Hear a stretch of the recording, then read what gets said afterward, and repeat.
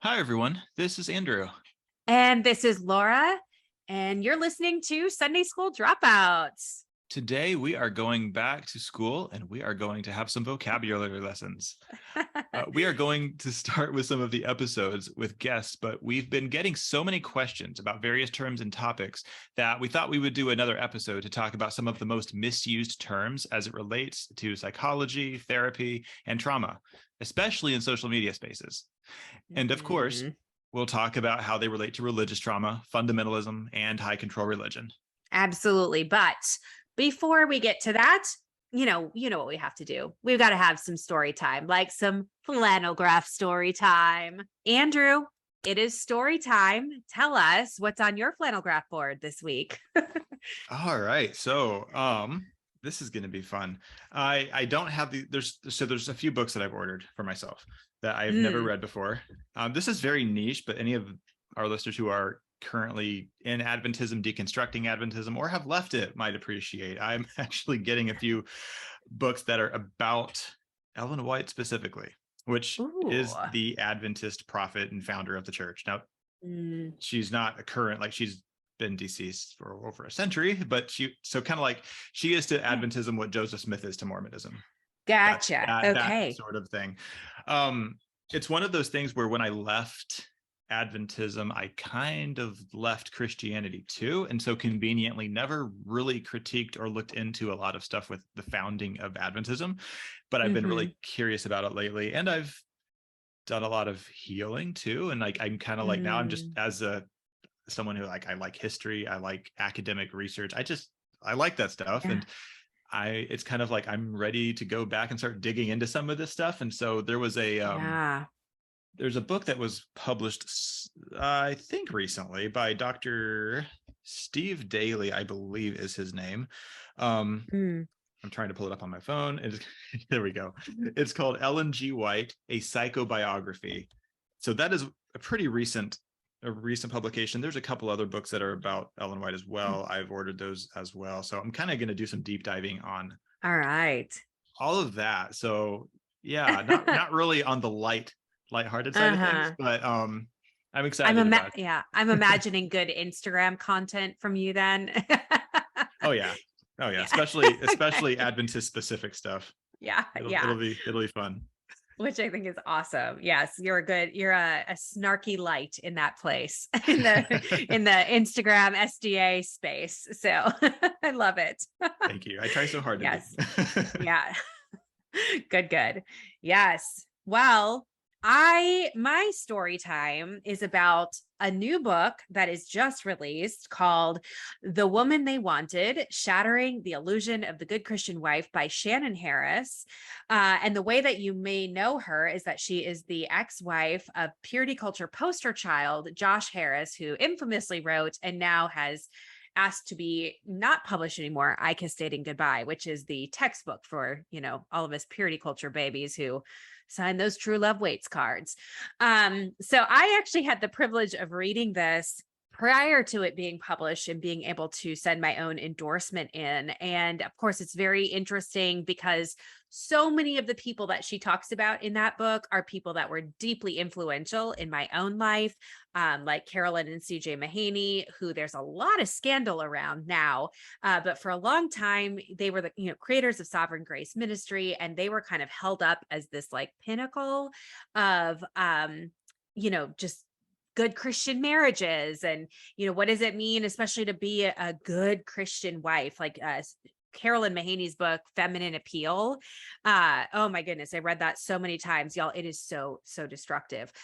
So reading Shannon's book, where she would kind of talk about her interactions with Carolyn and things that she would read from there, like really hit me in a very personal way.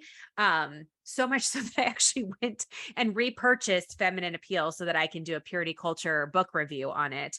But y'all, I know that people are long awaiting this book to see what is Shannon going to say about the purity culture and everything like that. And I will say she's very generous towards her family, including her ex Josh. There's not going to be a lot of tea there. However, if you want to know the ins and outs of Carolyn and CJ Mahaney, this is a book you might want to pick up. And of course, don't pick it up just for that. Obviously Shannon tells her story and it's really interesting and heartbreaking and redeeming and all those things. But there's some good stuff in there, some stuff that I was like, oh, this helps me understand my own life a little bit more. So yeah, that's my flannel graph storyboard, just that whole putting all the pieces together. Oh, that sounds interesting. I'll need to look Yeah. I need to pick that book up as well. Yeah. It's interesting how much of that, growing up in Adventism, we didn't overtly promote Josh Harris's book because, he's not an Adventist, and we promote Adventist writers within Adventism because that's how we are. But yes, nonetheless, a lot of the idea of courtship, not dating, kind of getting rid of dating culture, whatever that means, that was definitely something that was very much promoted. And so it's like still that the same culture was definitely showing up where I grew up as well. So one thing that's so interesting, and Shannon obviously talks about this in the beginning of the book, but speaking to this, I mean, I think this was our norm, right? Like we just grew up in this and we were taught this is how you date, court, whatever. Shannon didn't grow up in a religious or Christian home at all. She came into it as a result of, visiting CJ and Carolyn's church with a friend. And so she was like immersion by fire and like happens to marry like this guy who's like the poster child of purity culture. But it is really interesting to see her journey of like getting into it, like just from the outsider's perspective. Like you and I, it's like, yeah, we didn't question it because we're in it. Even if we didn't like it, we knew this is all we're supposed to do. So yeah, it's pretty interesting to hear an outsider's perspective of how she went down the slippery slope into evangelicalism and then took another slippery slope right back out. So it's awesome. Those slippery slopes, we've been warned about them. They get you every time. Nope, they're gonna get you. Yep. I love it. Well, thanks. Good stories. All right, everyone. Now it is time for our prayer request segment. Did you ever feel like there needs to be those little angel rings like on top of our heads with like a heavenly I was gonna say we need a little soundbite to go with that, I think. I love it. Yeah. So what do we have for prayer requests today? Well, I think that what the Lord has laid on my heart is, we might be a little bit late to the game, but Miss Lizzo, who I really love, I really, really love her music and I've loved her work, but she has definitely been in the news for some interesting things that I think would be worth having a little discussion about because I mean, I can see some crossover in what she's going through with other things that we've witnessed as well. Well, yeah, let's dive into that. Give us an overview. What's been going on? Yeah, so real high level, for those people that don't know or haven't really been listening to the news, there was some allegations lodged against Lizzo from some of her former, I believe they're former now employees, people that were a part of her tour. With some sexual harassment allegations and things like that. There's a whole court filing that goes along with that legal language, which I think can actually be looked up. And just kind of making some allegations of inappropriate sexual conduct, things like that. Lizzo has since come out and said all of this is false. However, it is, kind of going through the appropriate legal process. So I think that's about kind of where we're at in terms of like the public knowledge that we have without, getting too much into the weeds. But I think what's been interesting to witness is just kind of the response of people, because Lizzo is somebody who's done some really amazing like advocacy work. She's shed a lot of light on different marginalized groups, marginalized bodies. She is somebody who has really sought to be inclusive and has done a really good job at it. And I think people have really looked to her as a source of inspiration and motivation to be able to kind of work on themselves, whether that's internally through their own acceptance of the different parts of themselves, as well as how to speak out for and advocate for others. So it's been interesting then to see her now on the receiving side of some of the very concepts and dynamics that she has kind of been known to I don't know if we'd say not advocate for, but yeah, just some of the ways that she's been public about her own advocacy work. She's Mhm. now on the receiving end of some of that. Does that make Right, right. sense? Yeah. No, I get what you're saying, to advocate, not just a different word. Like, would it be fair to say like that she's modeled? Like that sort Yeah, of, yeah, yeah, is it yeah, like behavior that's been absolutely. modeled? Okay. Yeah, yeah, Yeah, because I think I get what you're saying. Yeah, it's like kind of like yeah. a certain behavior that you did is now kind of like coming back and biting you in the butt, so to speak, a little Yes. bit. Yeah. Um, Yeah. and yeah, I absolutely, what you alluded to earlier about seeing some of these things kind of popping up in other communities. So like the deconstruction community, like, yeah, I've definitely Yeah. have seen, we've definitely seen that through the months and years of being in this community. Yes, So we yeah, sure I have. think I think it is a really important thing to talk about. Yeah, and like all good prayer requests, there's like what is said and then the underneath what we're actually talking about. So we could just like talk about what we're talking about, instead of the basically for me, like as I've been able to observe everything that's happened with Lizzo, and I should say this has happened many other times as well in terms of just observing culture and what's happening around us. But it very much has reminded me of some experiences inside the post-religious spaces on social media of, yeah, how tables have been turned, how certain Mhm. voices have been amplified, and then how those same voices have maybe had their messages and ways kind of turned against them as they were then on the receiving end of various uh, dare I say cancellations? Mm. Yeah, I can think of plenty of examples, but it's like I feel Yeah. like for the purposes of talking about it, like obviously for me, like I want to be like talking about the behavior and what I see and how it plays out, Yes. right? And Yeah. so, yeah, I mean, because I certainly can think of examples, but like I don't want to get Mhm. distracted by stuff that's not the point. Yeah. Um, yeah. So talking about like cancellations, and I mean, cancel culture Mhm. is a big, but it's a buzzword. It's a phrase that's very common, and a lot of folks Right. I know have heard it, Right. have probably used Mhm. it. So yeah, I'll just start with a very open, broad question, but cancel culture, that whole idea, that whole phenomenon, what do you see as showing up that's problematic? Mm. Like what's the most Yeah. harmful piece of that, I guess, if we could boil it down. Yeah. Maybe that's not a fair question, but it's a place to start.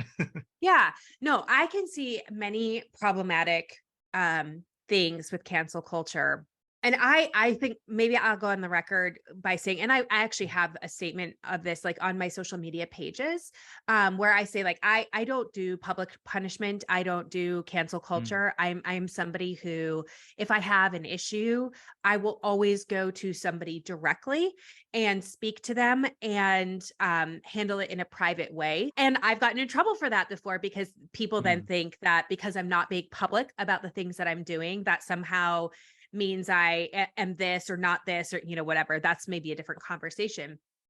But I think for me, part of the reason why I don't do cancel culture and what I see to be like how it's played out, especially in post religious spaces, really is that it feels like we would be replicating dynamics of what happened to so many of us in the church. Um, just maybe even like the doctrine of original sin, right? If mhm, we want to look at like what is the first time that cancel culture happened, we could go all the way back to Adam and Eve in the garden when Eve eats the piece of fruit and God says, "All right, you're done. Now, from this point forward, every single person who is born on this earth is born a sinner and with the, path to hell. And, unless we follow these very specific steps for redemption." And so I see cancel culture as very much that mm, and we're replicating the dynamics not only that have been done to many of us from the time that we were born, but then that was also very much repeated in religious organizations and systems. I can think of, one I developed extreme like religious scrupulosity, which would be like this extreme fear of making mistakes mhm, as a coping mechanism. That's how I lived my life because I was so afraid that if I made a mistake, the consequences for it would be exorbitant. Because that was my lived experience. That happened right. many, many times. And so I think for me, part of the reason I reel back and I try to do things differently is because I see the same dynamics happening, just that we're kind of targeting different issues. Mm-hmm. Yeah. Yeah. No, that makes sense. And yeah, definitely tying it back to like church stuff and the scrupulosity stuff. Like it's kind of like there's this phenomenon, at least in that Christian fundamentalism specifically, like Mm-hmm. Mm-hmm. there's not a lot of room. There's not flexibility for that. And it's like there's no room to make mistakes. Yeah. And thereby there's not really room to grow, because how could you? Because there's a Absolutely. zero tolerance. There's a Yeah. zero tolerance whether it's explicitly stated. I don't know that it is Mm-hmm. necessarily, but Yeah. it's a zero tolerance policy. And it's like, if Yeah. you fuck up, that's it. Yeah. I always tell my clients it's almost impossible to heal and grow when we're in the midst of crisis. And I would say that if we are constantly hypervigilant of, am I going to make a mistake? Is this going to lead to a consequence? That would be like a crisis mode. So it's very difficult then Mm-hmm. if I'm very hypervigilant that I can't do this, I can't say this. If I say the wrong thing here, if I do the wrong thing here, it's going to lead to these consequences. That doesn't actually breed an environment for Mm-hmm. growth, for healing, for recovery, whether we're talking about a religious system or group, Mm-hmm. or even outside of that, on social media, in our Mm-hmm. culture, in our, friend groups, all those things. When we don't have space to make a mistake and try to repair and grow Mm-hmm. from it, I think we're just replicating a lot of the dynamics that we have been privy to for many of us for our entire lives. Mm-hmm. Yeah. Yeah. As we talk about this more, I'm really seeing it overlaying with like healthy boundaries. And what I mean by Yeah. that, what I mean by that is it's like, depending on where you're at in the relationship, depending on what's happened leading up to a certain given point, like that Yeah. does dictate kind of how strict or whatever the boundary Hmm. may be. So Hmm. like, for example, like we're talking cancel culture, and it's like, if like the first reaction to somebody having a slip up is completely burning the bridge, like you're Hmm. not giving them an opportunity to understand the harm they caused. You're not Yeah. giving them an opportunity to do better. Hmm. um it is the opposite of relationship. It's the opposite of, Hmm. offering that space to repair something that was harmed. Hmm. Hmm. Because to be clear, if there was harm caused, we're not saying that doesn't matter.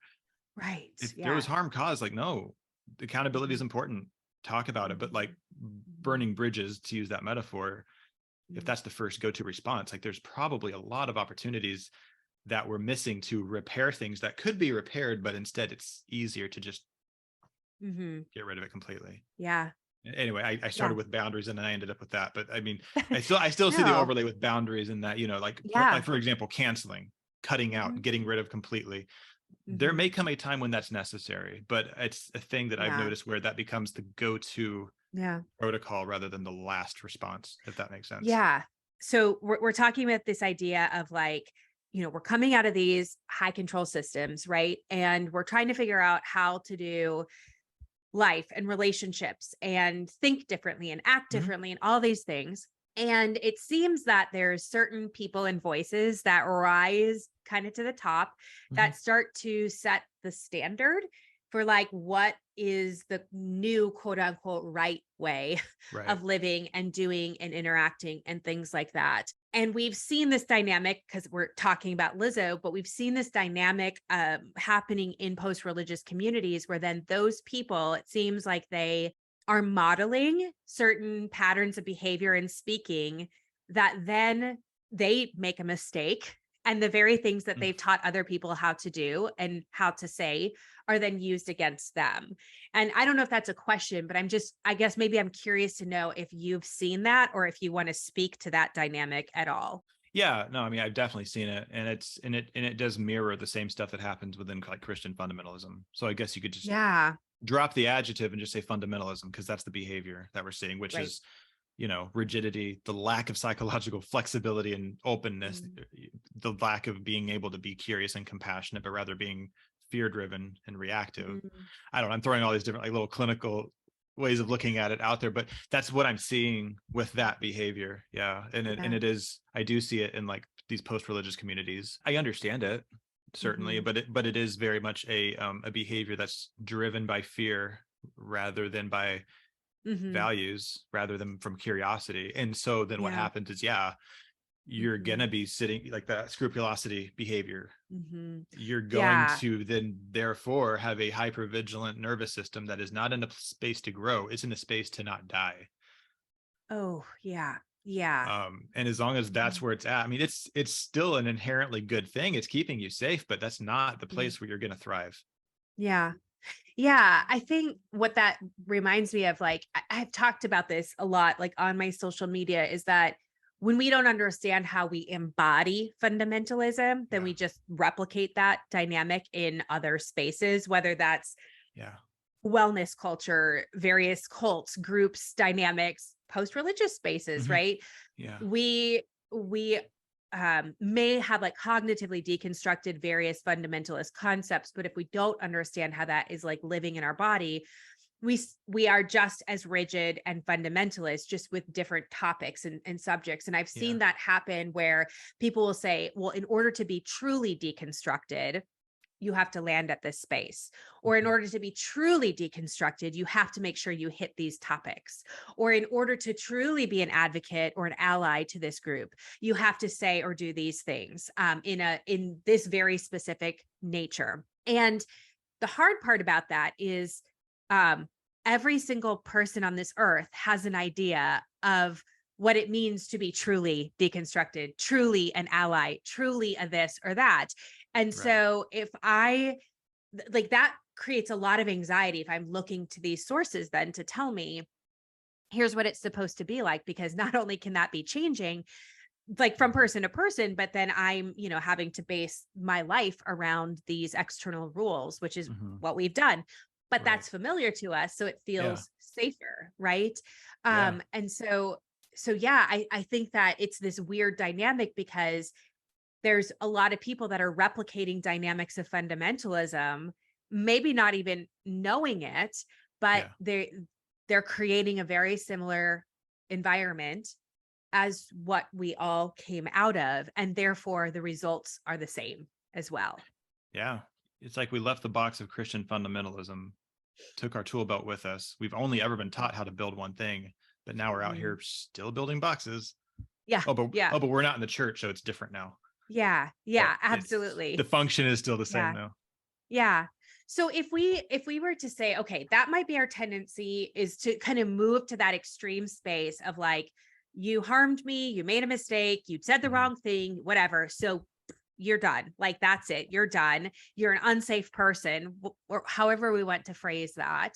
Like, if we were to say, hey, maybe there's a different way, like maybe that doesn't have to be the first thing that we go to.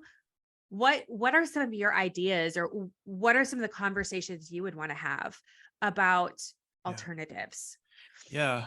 I know for a fact I've said this word before, but it just still applies. And I would really try to be curious. I would try to be curious. Two things. One, about what is the other person doing that I am finding problematic, because it may be problematic. That's valid. Absolutely. But try to figure out what's going. And then the second thing that I would be curious about though is what is happening with me, because obviously I'm feeling strongly about this, and that's okay. But just when we start to understand the embodiment side of things, like how these things show up, not just cognitively, but literally in our physical experience as a human being, really turn my curiosity towards that. I think that's the first step. I mean, that is not, of course, the end all. That in and of itself doesn't fix everything, but it does really give you a better awareness. And if you're approaching anything from a spirit of curiosity, I do think you're going to be, rather than judgment and fear, I think you're gonna already be putting yourself in a much better space to lean into things from this perspective of, I want to better understand you, because I want to repair, if I can, whatever has been breached. So back to the curiosity. If I could summarize it, that's where I would start. Yeah, I would agree with that. And I think the only other thing I'd add is, when things come up, like the fear, even if it's the fear of being canceled, or we're in this hypervigilant space, it means that our sympathetic nervous system is on high alert, right? So we're in that very activated space where the main goal, our nervous system's main goal is always survival, but it's like taken to another level when we're in those, sympathetic nervous system states, because our brain is not functioning normally during that time. And so there's kind of this idea of like being able to rationalize any action, any word, anything, even if it's not rational. Right. Mhm. And so I think recognizing too, like whether it's accusations against you or you like jumping on a bandwagon or cancel culture train or whatever the terms are for it or whatever, Mhm. like that is playing into this like the sympathetic nervous system energy of in that fight or flight mode. We don't necessarily make good choices Mhm. um because our brains and bodies are only concerned with surviving Right. in those moments. And of course that's going to be subjective, what like survival is. And so I think that it's really important then to be able to get yourself on an individual level back to a place of feeling that felt sense of safety, internal safety, regardless of what's going on around us, that I would be able to come back into myself and feel safe and calm and grounded, because that's the space that curiosity can then come out of. We can't be activated and curious at the same time. Those things don't go together. If I'm in survival mode, I don't have access to the ability to be curious. Right. And so I think that that's really important as well. And when I'm not curious, I can't listen to other people. I can't listen to other ideas. I can't practice empathy or compassion. And so, yeah, I think that when we get back into that calmer space, it allows us to then reevaluate in a way that can then help us determine, what does accountability look like? Do I need to place boundaries around myself or redefine different relationships in order to keep us safe? Do I Mhm. need to maybe distance myself from certain people? Do I need to have conversations with people? And I think that all comes from this place of being able to feel that felt sense of safety and engage in a curious way that simply cannot happen if we are in that activated space, that cancel culture. But I would even go as far as to say it's fundamentalism Mhm. really promotes, is like this constant state of activation. And if that's where we're at, we're always in the service of survival, and we don't have access to a lot of these other ways to be able to navigate. And I think what you said there too, and Mhm. then repair Mhm. relationships, Right. Right. I think that's really important. Yeah, I do think that's important. I do. And I do really like what you said about just the focus on being able to return to that felt sense of safety within yourself, and that being of primary concern. Because yeah, Yeah. if you're in an activated state and that's where you're staying, and that is where then you are starting to make decisions from, it's going to be a rough Yes. time. I guess that might be Yeah. that could be the summarizing statement there. Yeah. It's not gonna go to good Yeah. and wholesome Yeah. places. Yeah. And I think it can really do a lot more damage too. Yes. I'm gonna reflect on a situation without using details and names. Hmm. But there was a situation a while back in, we'll call it deconstruction land, where there was some frustration happening. People had some very strong opinions on who should be allowed to speak, who should not be allowed to speak, who can we listen to, who can we not listen to. Hmm. And what ended up happening is that there was, people that are louder than other people, or have more influence or sway or more charismatic, whatever, and they were talking about, here's what should happen, here's what should not happen. There's a lot of prescription, right? This is what needs to Yeah. happen, and this is what determines if you're a safe person, this is what determines if you're not a safe person. And I think like it caused a lot of agitation Hmm. for a lot of people, even as they were just observing it, right? Because Hmm. they're watching these dynamics of people getting bigger and louder and more accusations being made. I remember that very clearly. I had multiple clients reach out to me, even though it was on a weekend, Hmm. where they were going, I'm really activated by watching what's happening. This feels really yucky to me because it feels like we're back in church again. But it was interesting as I talked with different people, like, I noticed this dynamic of the more they ramped themselves up, it just kept going up and up and up and up. And there was no room then to consider like other opinions, or to Hmm. consider different like experiences, or that people were even different.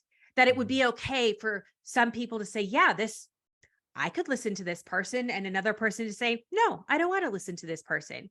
And so the more amped up it became, the more narrow it became of all the things that you had to do to fit into this teeny tiny little box of what would qualify you as a safe human being. And I know for me, that was really difficult. I lost actual relationships over it because I did not want to prescribe to what certain people were saying was the good and right and safe thing to do. I trusted my own instincts. I stayed calm. I checked in with my support people who can check me. Mm-hmm. And I felt really good about the way I responded things, but because it wasn't part of this narrow prescription that was being touted the loudest, then it meant I was dangerous. I was no longer a safe person. I couldn't be trusted, or whatever the label was. And that's okay. I'm not for everybody. And that's fine. Like, I don't need to be friends with everybody, but it was very, like a whiplash situation, in the sense of going like, whoa, we're not seeing that this is being replicated. And I even went to certain people that were directly a part of the conversation and said like, hey, how can I support you in getting your nervous system back calmed down? Because what seems to be happening here is that you're really, really activated, and it's coming out in some ways that I fear you might regret. And some people were like, thank you, please help me. Other people didn't, and that's fine.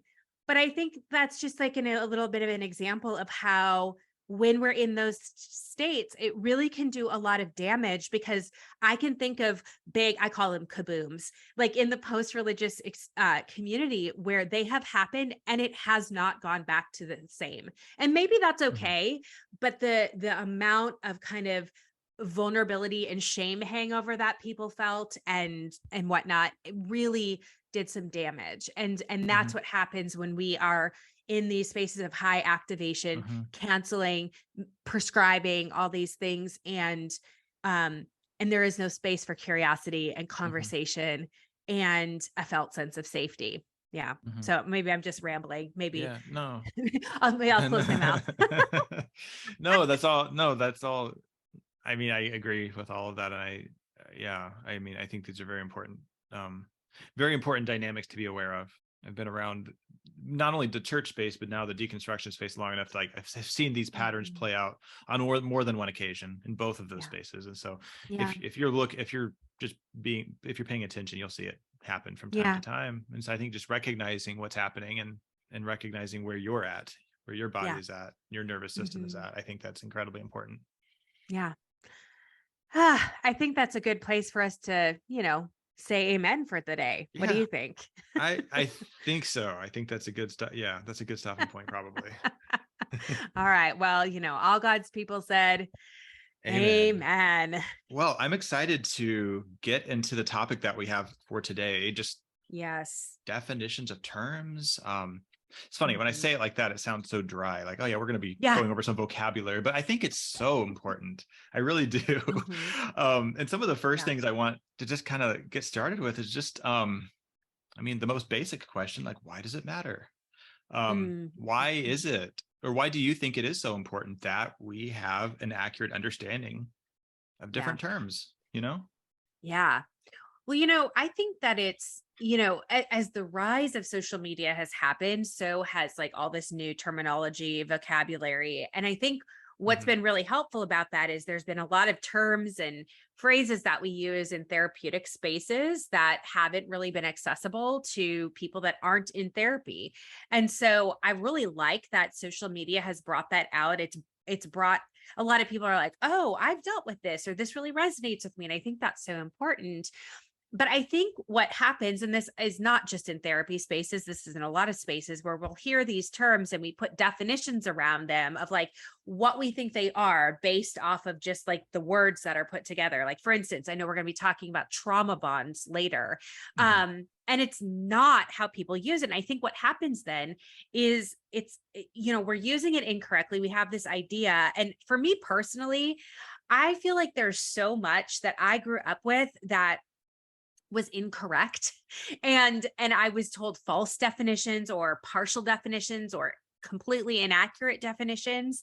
And then I'm confused as I live in the world. I'm having to go back and research it and relearn all of these things. And so I feel like really committed to the idea of providing accurate information to people, even if it's as quote unquote silly as like a vocabulary word, because I want people to know how to accurately describe their experiences. And I feel like when we can know, oh, hey, this is what this is, it puts context and organization around it. So then I can maybe get the help that I need or the support that I need, or, figure things out in a different way. So that's, I know some people are like, whatever, it's just like, just use the term however you want. And maybe it is relatively harmless, but at the same time, when you're so used to like having this world, this reality created for you that you find out is false, it's like, I don't want anything else that's false in my life. I want to know like kind of the realistic thing, but that's just me. What are your thoughts on that in terms of like Yeah. why it might be important? Yeah. Well, I mean, I everything you said, absolutely. And I guess just to expand on that from my own perspective, I just think words are important so that we can more effectively communicate. I mean, Yeah. as simple as that, just so that I can Mhm. communicate with people that when you say something, I generally know what it is that you mean, and vice versa. Yeah. Yeah. And I mean, to be clear, it's like, I don't, I know some people could see this type of conversation as trying to gatekeep something, but I, Mhm.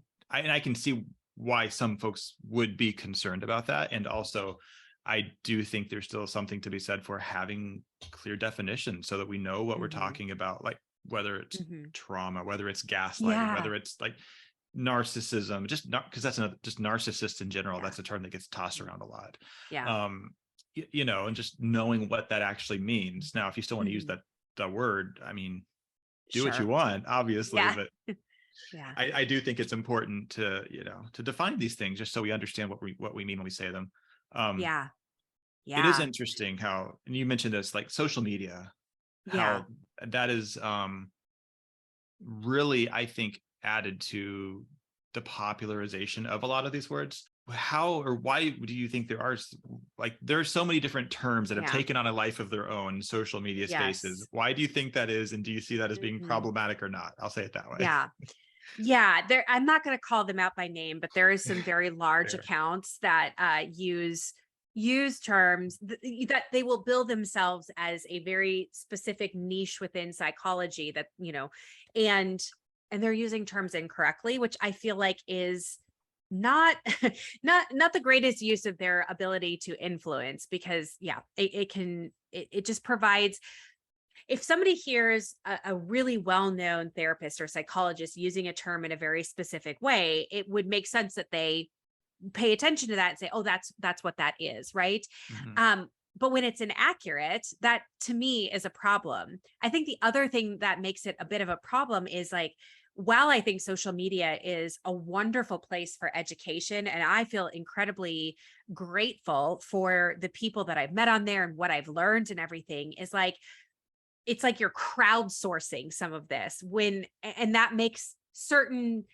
terms and labels and diagnoses kind of this like all encompassing thing. And again, I know I don't want to jump too far ahead, but you think of like the term narcissism, Mhm. and it's thrown around so flippantly, even by people who are in the field of therapy or psychology.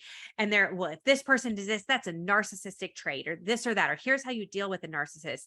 And there are narcissists. There are people who fit those behavioral patterns, but not everybody is. And so I think Mhm. that when we can understand what some of these terms are, it better helps us understand how to see ourselves, how to see the world, how to see others without, just overgeneralizing. And I often see that, when we, again, using the word narcissist, when we water it down too much, then we go, gosh, if you told me that, no, I don't want to go to Burger King, I want to go to McDonald's, now all of a sudden I'm saying, well, you're a narcissist because you don't want what I want, right? And I know that seems like maybe like a silly thing, but that's kind of where it can get to. And so I think when we talk about social media, it's such a powerful place for good and for like misinformation.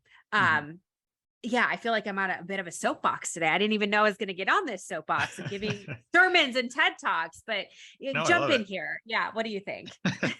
No, I agree with all of that. I think the one thing you said about crowdsourcing, that struck a nerve. That resonates a Mm, lot with me. And that's like, yeah, that's actually a really good way to describe it, because so much of the time it does almost just become this crowdsourcing yeah. thing, you know, and Mhm. things kind of take on a life of their own. I mean, one thing that I've noticed take on a life of its own. I'm not going to dissect it too much, but because I do IFS parts work, Yeah. but the term parts work, the term like inner child, reparenting, different terms that mean something very specific within the internal family systems framework. Yes. Those Yes. specifically, I know, have taken on a life of their own in different Mhm. spaces, different Mhm. influencers, healers, whatever. I don't even Yeah. know. I have seen different frameworks that call themselves parts work. That it's Yeah. you can call it that if you want to, but just be clear, it's not IFS, and Yeah. it's taken on Mhm. a life of its own. And like inner child healing, inner child work, like I see that everywhere. Mhm. Yeah. And it's just Yeah. it's fine if that's a meaningful framework for you, but it's like Yeah. it's still important for, I think, folks to understand, because then, like, for Yeah. example, like when I'm talking to a prospective new client and I say I do this, internal family Mhm. systems, I parts work, and then they're like, oh, Yeah. parts work, I saw something about something. I'm like, oh, okay, cool, Yeah. where'd you see it? And then they say, oh yeah, TikTok, and it's this person. I'm like, okay, little different, might be Yeah. some overlap, Yeah. to be fair, but Yeah. that's where I think the Mhm. confusion can come up. It's not that you aren't allowed to ever use the term, but Yeah. you think, Yeah. I say parts work and you think, oh, that's this thing. I'm like, well, Mhm. maybe, but probably not. Yeah. So Yeah. there's where some of the miscommunications can come up. Yeah, it's interesting when you say that. I remember working with a client a long time ago, and she came to me very specifically to work on religious trauma around purity culture. And so, in my mind, what that means is we are going to work with your body, resolving how those messages and those experiences lived in your body and recovering from that. And we kind of worked together for a few months, and it kind of felt like we were like hitting this wall, and like we weren't quite communicating. And she's like, I came to you because you work specifically with religious trauma and purity culture. And I said, yeah. And she goes, I could do this work with any trauma therapist. I said, yes, absolutely, you could. She's like, that's not why I'm coming to you, though. I want to work on my religious trauma around purity culture. I said, that is what we're doing, actually. And she goes, no, I want to talk about how these, like, just dissect these beliefs and these practices. I said, oh, I said, you're talking about deconstruction. You're wanting to like undo and untangle what these messages are. And she goes, yeah, heal my religious trauma. I said, okay, those are two very different things. And I said, and we can do that if you want. But I said, typically, I said, when somebody comes in wanting to like work on religious trauma, this is what we're talking about. And it was a miscommunication. But I think that lends to what you're saying is like there's people then that are coming in saying, oh, I need to deconstruct for my religious trauma, or I'm going to do parts work or whatever. And so we think, okay, yep, let's start doing that. We get into it, they're like, this isn't what I want. I wanted to do this other thing over here, which is totally fine, and we can accommodate that. But I think it can cause so much confusion Mhm. when we are using terms that maybe don't even exist, like in a clinical sense. And I'm not going to say what some of those made up diagnoses are, but that causes so much confusion with people. And so I think, Yeah. yeah, having an understanding of what those are, it gives us then language to say, here's where I need support, or hey, this thing that I saw on TikTok, is this IFS? And if so, can we do it? And if not, that's okay, but can we still do that? Mhm. Yeah. Yeah, exactly, absolutely. Like, Mhm. um, and I like how you said that, because it's like, it's not that, you can't do that. It's not that that's not valid or that I'm shaming you. It's just that Yeah. you called it this thing, and that's what that means. I thought that's what you meant, but you meant this other thing. Yes. That is totally fine. It's just that, again, Yeah. miscommunication. We're on two different Yeah. pages, using the Yeah. same language, but it meaning two very different things. Yeah. Yeah. Absolutely. Yeah. Um, so let's Would you like to get to some specific, Yeah. Let's do some often used vocabulary terms? terms. Do we have flashcards? Because Yes. flashcards would I be so helpful, know. right? We So helpful totally right should now. flash it up there. I love it. All right. So this one is a term that shows up all over the place. Gaslighting. Yes. Gaslighting. Yes. Absolutely. I feel like that's Love some gaslighting. the perfect one. The perfect one to start with. Yeah. Well, gaslighting is just when you tell me that you don't like what I think, right? Exactly. That is Yeah. exact. Yes. God, I don't like what you think. Or let's see. What are some common ones I see people conflate with gaslighting? I think. What did you just say? I don't like what you think. Is that that one? And then like an honest misunderstanding, disagree. Yeah. Like I see on like that, like where like maybe I'm not remembering a conversation the same way that you are, and then I'm saying that like that's not what you said, or that's not what I remember, and then yes, like, you're and then you might say to me like, are you gaslighting me? Like what the hell? Yeah. Or if I have like a different experience or perception of something. So you experience it in one way, I experience it in another way. And I say, no, like this is what happened, or this is how I perceived it. No, you're gaslighting me. That's not my experience of this. Yeah. Right. That's. Or if I'm confused about something. So you say, oh, hey, this didn't happen. And now I feel confused. Did that happen? You must be gaslighting me. Like that. That's something a lot. Yeah. Yeah. Oh yeah. I see that word so much.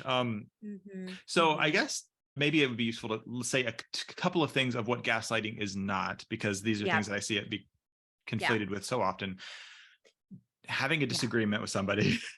Yes. Even if they're being rude about it. You honestly are on two different pages, like that's still not necessarily gaslighting. Yeah. That's I think that's important to say. It's not to say that they may be behaving like a complete asshole. That doesn't necessarily equate to gaslighting though. Yeah. I think like disagreeing on what happened in a conversation or an experience, that is not necessarily gaslighting, or having kind of two perceptions of like what happened in an experience. That's not necessarily gaslighting. So coming out, we come to a conversation that we're maybe reflecting back and saying, oh, here's this experience, or here's this conversation, and we're remembering it differently. That's not necessarily gaslighting.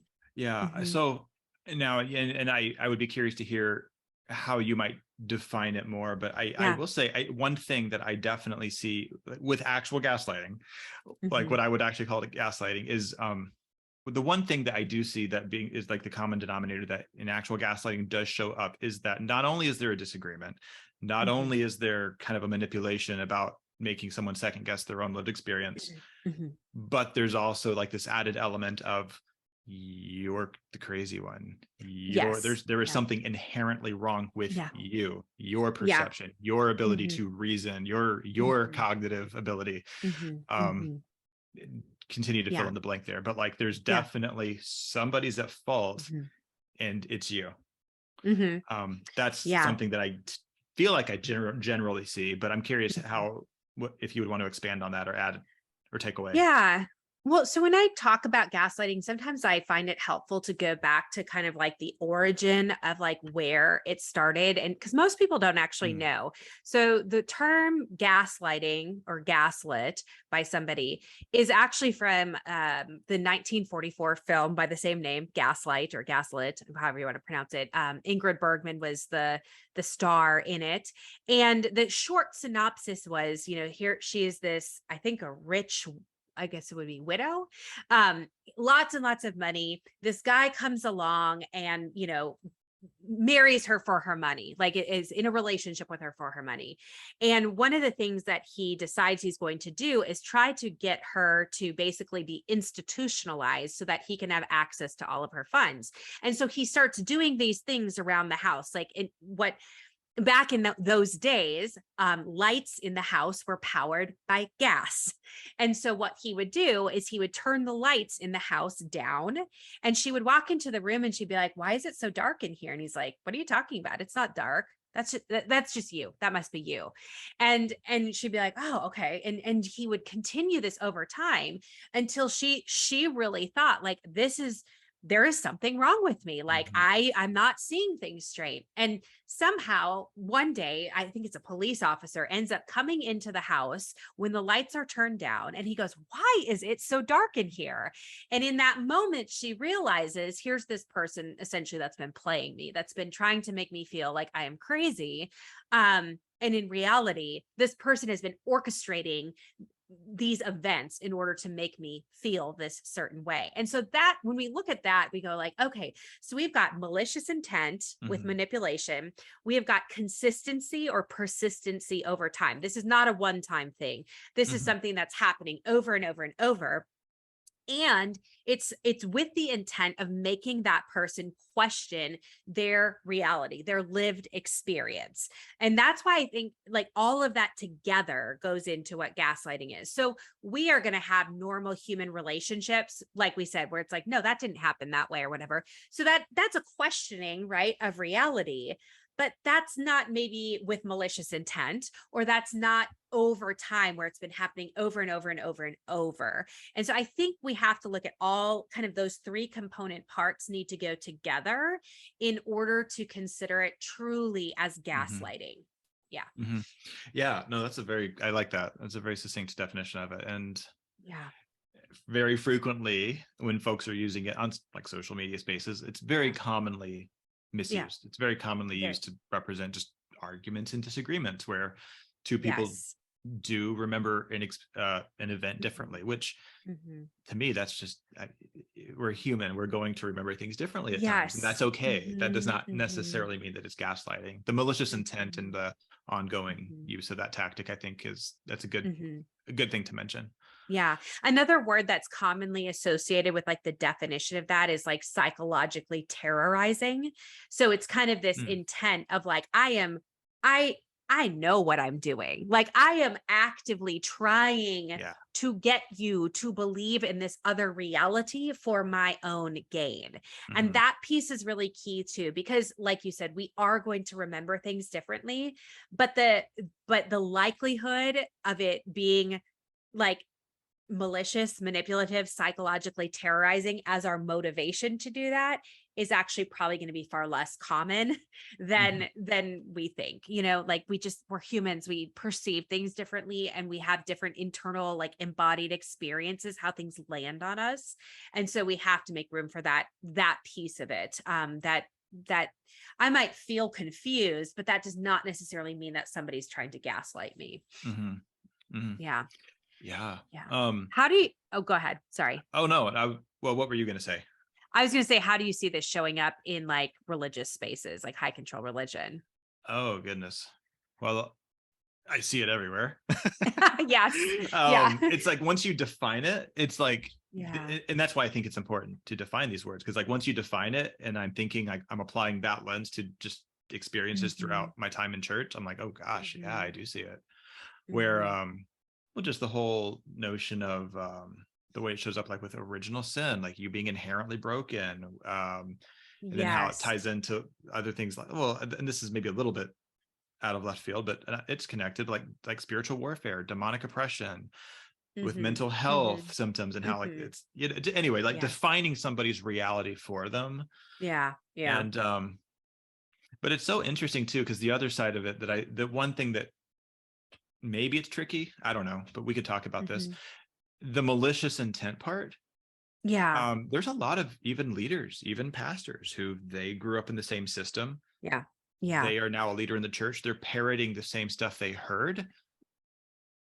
I want to give some of them at least the benefit of the doubt and say, I don't think there's malicious intent. I think there's great harm that is still being caused, but I also recognize that they're also a product of the system they grew up in. And that created them. And so that's an interesting dynamic. Yeah, I think that's a really fair point that you're raising. And that's maybe where like the kind of malicious intent piece, like within the definition or like a manipulative intent doesn't necessarily completely fit, even though the rest of it does. You know what I mean? Yeah. Yeah, because I would agree with you, even in situations of like abuse, you know, most people aren't going in like in a spiritual or religious context going, I'm going to abuse this person. This is this practice that I've been taught that this is the most godly thing, right? Or and in the case of gaslighting, it's going, hey, we are sinful or evil from the time that we take our first breath, and that means this and this and this. And so if you have a reality that's different than that, or a belief that's different than that, you would be told, you know, no, you're wrong, that's not who you are. And over time that starts to shape your reality, right? That would be considered gaslighting, even if that malicious intent isn't there. So I think that's a really fair like thing to bring up for sure. And actually, I feel like this might be a good segue. I know we kind of have an order of some of the words that we jotted down, so I'm actually going to skip one. Do very much want to go back to it, but I feel like this ties right into gaslighting, and that is narcissistic abuse. Yeah. Because I recognize that a lot of what gaslighting is all, it falls under that term, narcissistic abuse. And so, I just want to talk about that a little bit. Because not even narcissistic abuse, just the term narcissist and narcissism gets thrown around a lot. Yeah. Maybe even more than gaslighting. I don't know. They're both quite frequent. I mean, honestly, I think so. At least in social media spaces. Yeah, I think so for sure.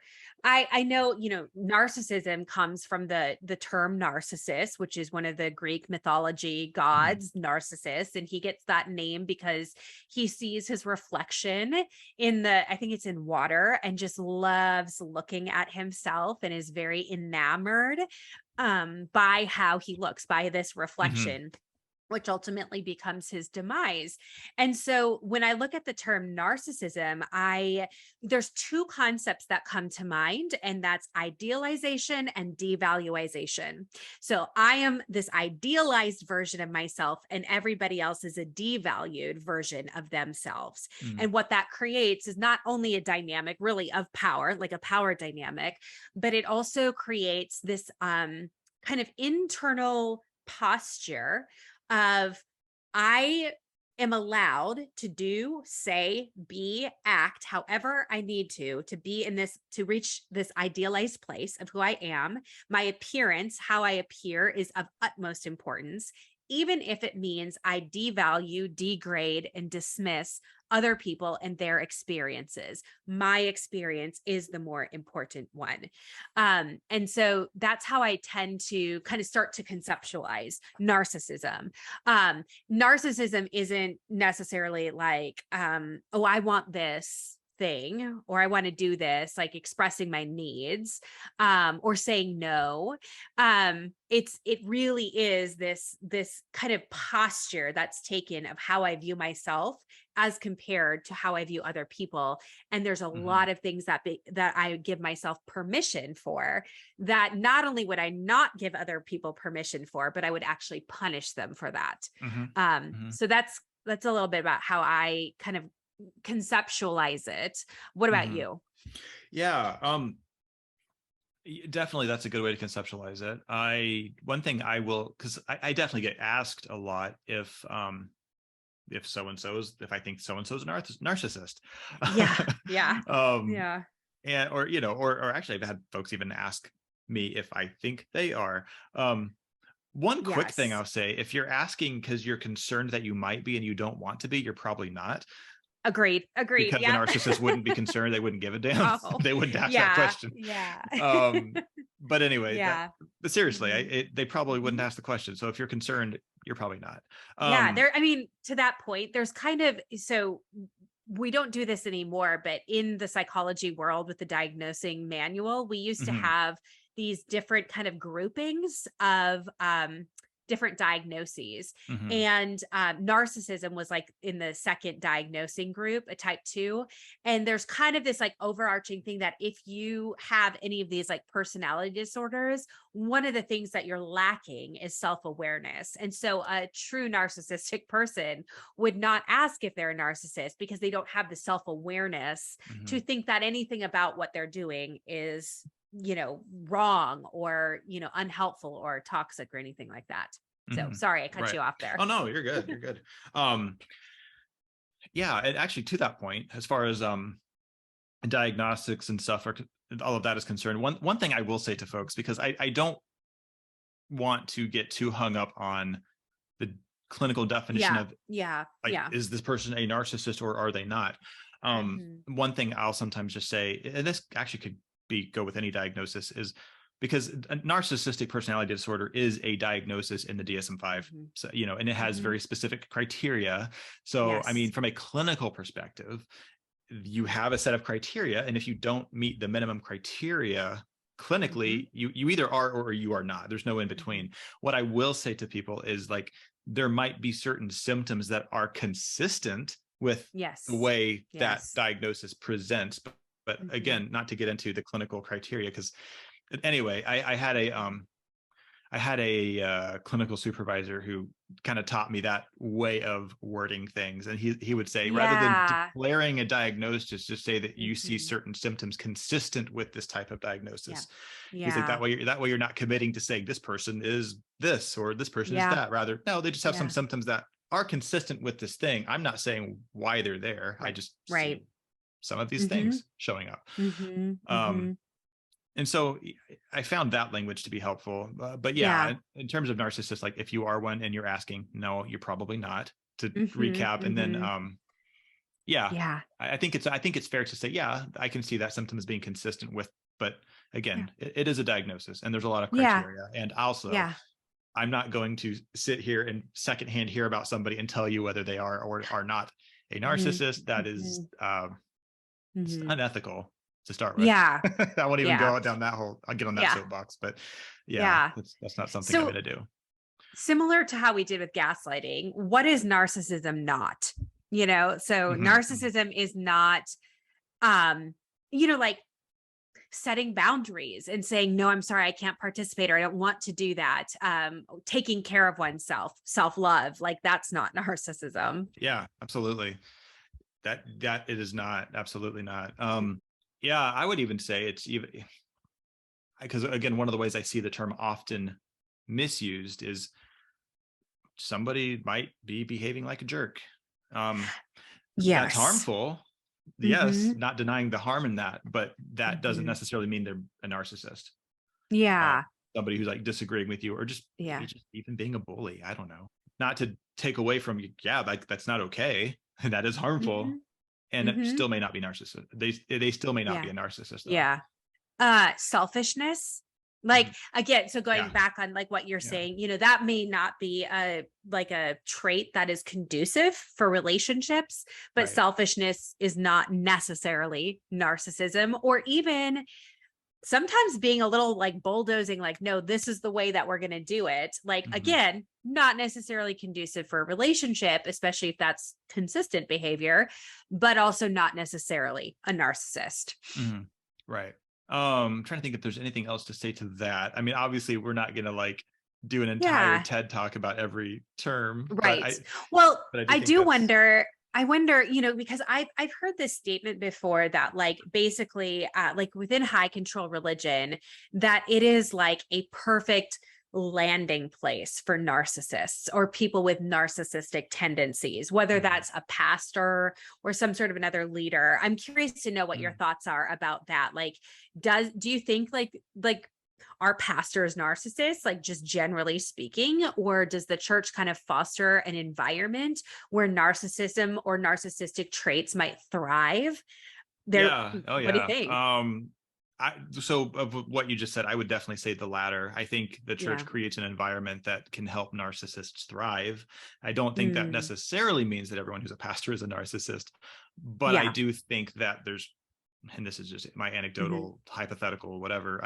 I do think that there's probably a higher percentage of pastors that are that exhibit those traits. Anyway, there we go. More so than the general population per capita, but just the whole hierarchical structure of it all. I think it's inevitable. Like that idea of like you're overvaluing your own self, your own importance, devaluing then by default others. I mean, when you're put in a position of leadership in a church, even if it's not even to say that you have ill intent, but I think that that kind of is an unavoidable consequence where you're going to elevate your own perception of the world and of spiritual things, and those around you, those who you have authority over, are inevitably going to be lessened. The important, their perspective is going to have less weight than yours. Yeah, I would definitely agree with that. And I think, it is an environment that fosters, because the whole environment, when we're talking about high control religion, cults, fundamentalism, is a hierarchical dynamic of power and control. And so when we are placing one person or certain people in like a specific position, like a pastor or clergy, things like that, like that the likelihood that that dynamic can be there is very high. In addition to then the people that are under that person's authority are looking to this other person saying, everything you do is what I should follow. So it like that creates then even this further like idealization of like who this person is, and then the devaluation of myself. So it's coming from the top down and quote unquote the bottom up, in terms of like how parishioners are taught to view this person in this position, which just creates even more of a gap in between their positions. And then of course, more power, and then more room for those dynamics to grow even more. And I don't know, like just given our human nature, I would tend to say that most people don't enter, a position of being a pastor or clergy member with the intent of like, I want to see how much power I can have over people, or I want to see how many people I can tell them what to do and then they'll follow me. Like, I'm sure that there are some people that are that way, but I would say generally speaking, most people that want to be in a position of leadership like that are doing it because they feel called to do that, because they have a message to share and whatever. And that's, I mean, right, wrong, or otherwise, it's usually coming from what they would say is like the most pure heart that they can come with. But I think just the way that a church is set up, the dynamics of power and control that is built into fundamentalism and high control religion and cults, like it's just not hard to become a person who really leans into those narcissistic tendencies. Yeah, and I agree. And I think that's where it's important to noting the difference between intentions and impact can be useful, because I've known a lot of pastors that were harmful, not as many that I would say were actually narcissists. But harmful nonetheless. But the system very much enables it. The system, I mean, the hierarchical, that's such a mouthful, hierarchical nature of the system. It's like harm is inevitable, even if you have the best intentions.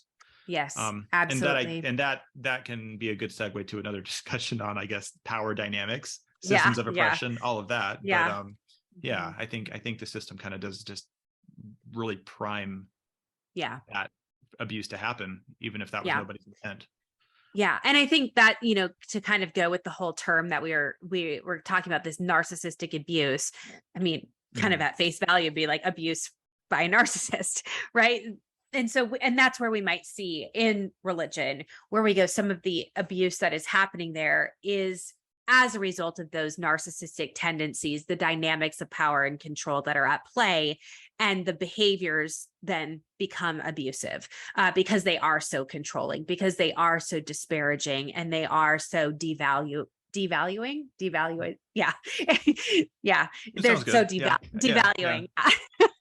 I think that's a word. We're going to make it a word. It's a word now. So it's our vocabulary lesson. And so we'll just put it into our vocabulary. There you go.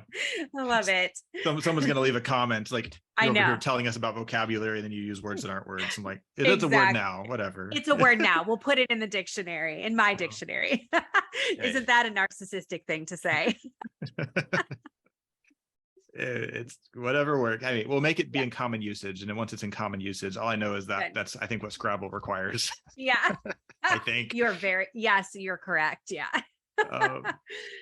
great. So what's our next term? So the other term that I said I was going to make sure that we doubled back to, followed up on, as trauma bond. Trauma bonding. One of my favorites. So I know how I hear people use this term, trauma bond, like the Yes. idea that we went through something traumatic together and now we are, Yes. I don't know, Bonded. emotionally bonded for life, that kind of an Yeah. idea. Yeah. Um, Yeah. so isn't that what trauma bonding is? Oh, of course. Yeah, yeah, yeah. We share our stories, and because we can have a bonding moment, now we're trauma bonded. Yeah.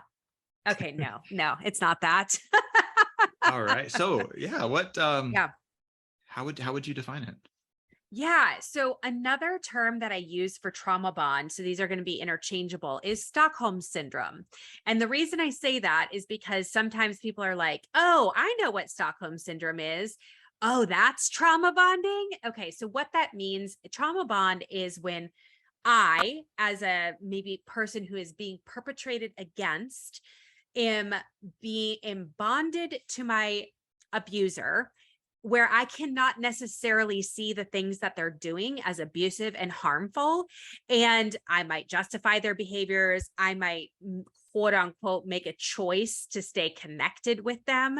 Um, for those of you who don't kind of know the origin of Stockholm syndrome, it was people that were being held captive and abused by others.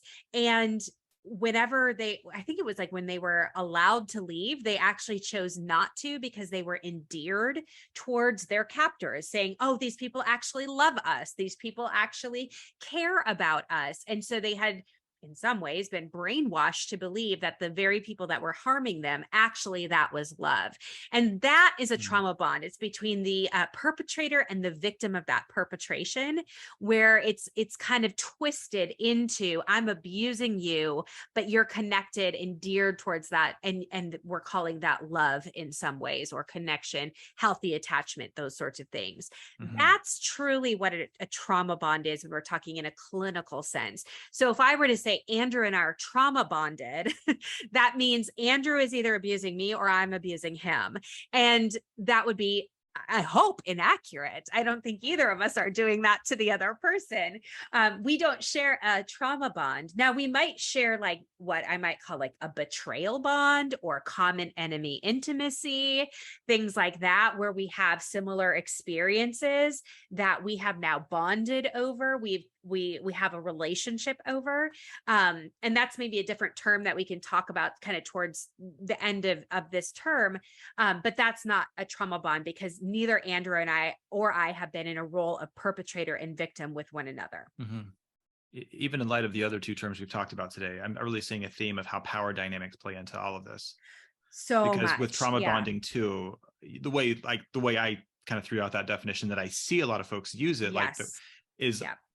like peers who have Yes. experienced a similar traumatic experience and have that common Yeah. shared experience, when really no, someone is being abused, someone is the perpetrator, and there's a power dynamic at play. Just like with Yeah. the narcissistic abuse, there's going to be a power dynamic typically. Gaslighting, I Yes. guess there wouldn't have to be in gaslighting, but there usually is. Yes. Yeah. Or And there becomes one. there becomes Yeah. one. Yes. That, yeah. Yeah. Yeah. Mm-hmm. Um, Mm-hmm. yeah, Yeah. that's really interesting. And then just in light of high control religion, power dynamics, Yes. I feel like this is another episode coming up. Power Yeah. dynamics. It's something I think it's really Yeah. worth going into. But yeah, well, that's a good way to define it though. Trauma bonding. Yeah. And I think for me, when I define it that way, and sorry, I shouldn't say I'm defining it that way. Like if you go look it up in the dictionary or the DSM, or well, it's not in the DSM, but kind of clinical description of it, that is what you're going to see.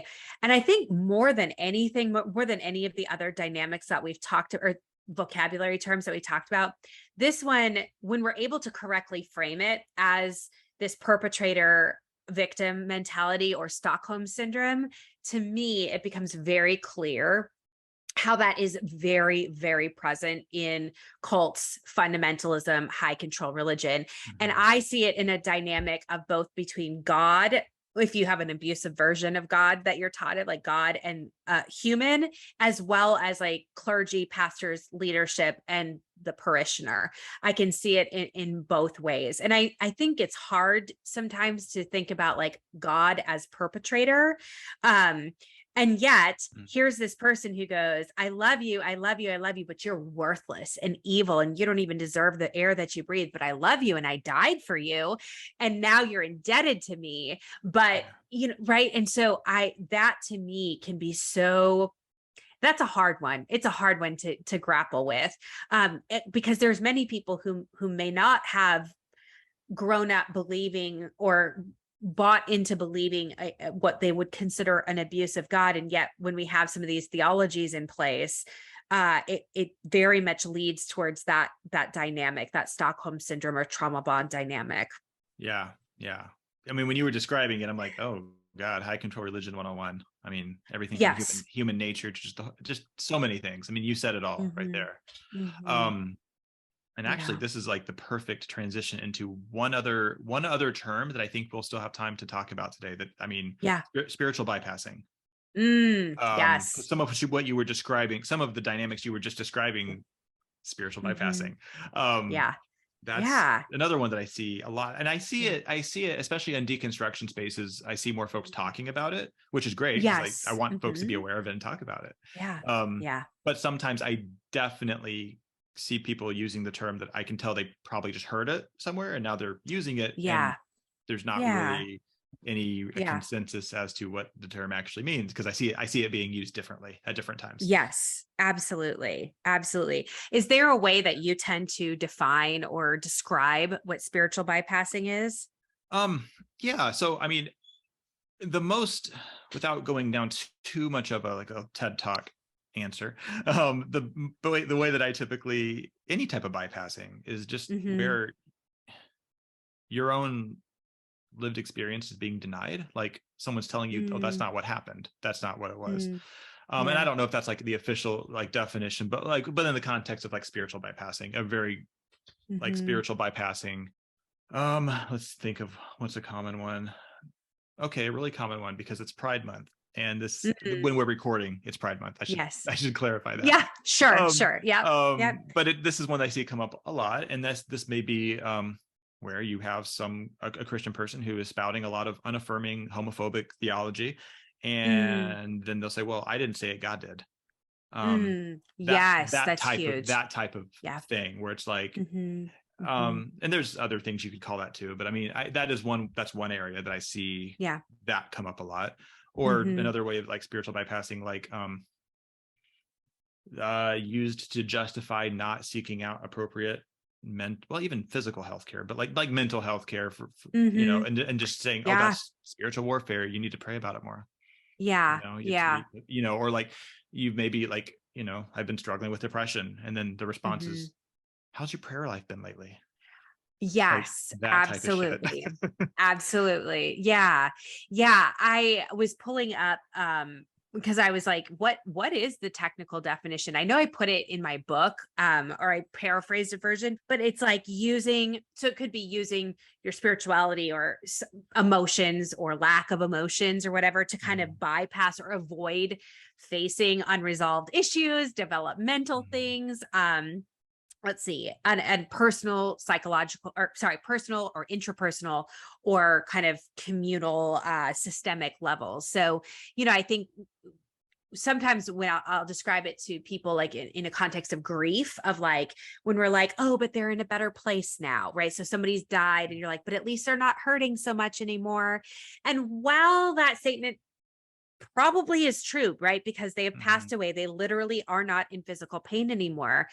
Statements like that are made to bypass, to avoid having to deal with sticky issues, to deal with pain, to deal with reality, truth, like you were using in this, well, God said it, I didn't say it, right? Well, I can say that and shut the conversation down, and it bypasses lived experience. It bypasses how I feel. It bypasses everything because I don't want to have to deal with it. And honestly, I really feel like bypassing, whether it's emotional bypassing, spiritual bypassing, it's for me because I want to try to feel better. And so I don't want to have to deal with it. So I'll make this statement that kind of neutralizes it. So I don't actually have to feel the gravity of what it is that's happening, whether it is somebody's death or a theological belief that I don't want to have to deal with, or somebody's lived experience that I don't agree with it. I don't want to have to think about it. I'm going to just shut it down. And I think that happened. I mean, it obviously happens a lot within religion, within cults, fundamentalism, things like that. But yeah, it's not necessarily just saying like a spiritual statement to, get around. It's really that avoidance piece of like, I don't want to have to deal with this churning that's inside me because of what's happening right now. And so I'm going to blanket that with something else, like a feel-good statement, to avoid discomfort, to avoid having to deal with something. Yeah. It's kind of like the idea of like, I don't like how I feel when this thing is confronting me, so I'm going to do whatever I need to do to make that be different, whether that's trying to shame you into changing your behavior or changing how you're presenting, or just to avoid something. I think the avoidance piece, like you said, that's a really good common denominator that I can definitely see across the board. And I think, when we talk about it, like inside, I mean, what you brought up about like mental health issues, like I don't want to have to deal with, I want to avoid, this mental health issue, this anxiety. So I make this comment like, well, you should pray more. Oh, you have this unrepented sin or whatever. Like, we don't want to have to deal with like the actual mental health issues and what might be causing those issues, which may be us, the high control religion, the pastors, the leadership, whomever. I don't want to have to think about that. I want to pin that on you and say, well, your prayer life isn't good enough. So you just need to pray. And so we're going to avoid what is really going on so that I don't ever have to look back at myself and question myself or do some observation or reflection. I think that happens so often in high control religious cult spaces. It's always going to be the other person's fault. Never looking at the systemic issues. And of course, once we say systemic, I mean, that brings up so many other like systems of power and control, oppression, things like that we use these behaviors and excuses to avoid what's really happening. Oh, there's so much like there. Yes. Really light, easy stuff. Who knew that a vocabulary session would be so light and easy, right? No, this has been good though. This has been really, I think really helpful. I mean, and I know there's so many other terms we could get to. And maybe that's something we can revisit as down the road. Because I think things are worth talking about. But I really like the stuff that we were able to talk about today. I think it'll be very helpful for a lot of folks. Yeah, I think that, going back to kind of the beginning of this discussion, really kind of wanting to give accurate language to be able to describe your experiences and get the support that you need, I think is so important. And so, that way, if you're with your therapist, you're like, I'm trauma bonded to my best friend. They're not like, excuse me, what? Like, so your best friend is abusing you, no. We just are bonded over this event that we have. So I think that can be really important. And hopefully, by getting a little bit more understanding, you can also have understanding of your own experiences in a deeper way. So well, I'm excited. We have, like we said, these are questions, these are terms that we've been asked about, like, hey, can you talk about this? And so if there's terms or diagnoses or phrases or those sorts of things, please feel free to slide into our DMs or, email us. There's a contact page on our website, SundaySchoolDropouts.com, that you can submit questions to. We want to make sure that we can make that a part of our episodes. We want this to be very interactive. So head to either our social media, which is Instagram is Sunday School Dropouts, or you can head to our website and submit questions that way. And hopefully they'll make it on here. We'll answer them. Yeah. No, that would be fun. I Yeah. definitely love interacting with folks and answering Yeah. questions. So that would definitely be a Yeah. fun part. Yeah. And I'm excited because next week is going to be, or our next episode, sorry. So in 2 weeks from today is going to be our first episode with a guest. Very excited about that. You don't have to listen to Andrew and I drone on and on. We'll have somebody here. Maybe this would be a good time to let people know that one of the things we want to do with this podcast is bring in both people that are well-versed in different topics. So whether they're a therapist or a coach or an advocate or educator. And the first episode of the month is going to feature somebody who's kind of a professional in the field for whatever the topic is that we're talking about. And the second episode of the month is going to be somebody who has a lived experience with that, sharing their healing journey. So we're going to hopefully kind of hit across the spectrum of different kind of areas of expertise and education and experiences. And I'm really excited about it because there's some pretty incredible people that we're going to be having on here. Mm-hmm. And I know personally, there's a lot that I can learn. Yeah. I'm very much looking forward to it. It'll be good. Awesome. All right, then. Well, until next time, be blessed. Be blessed.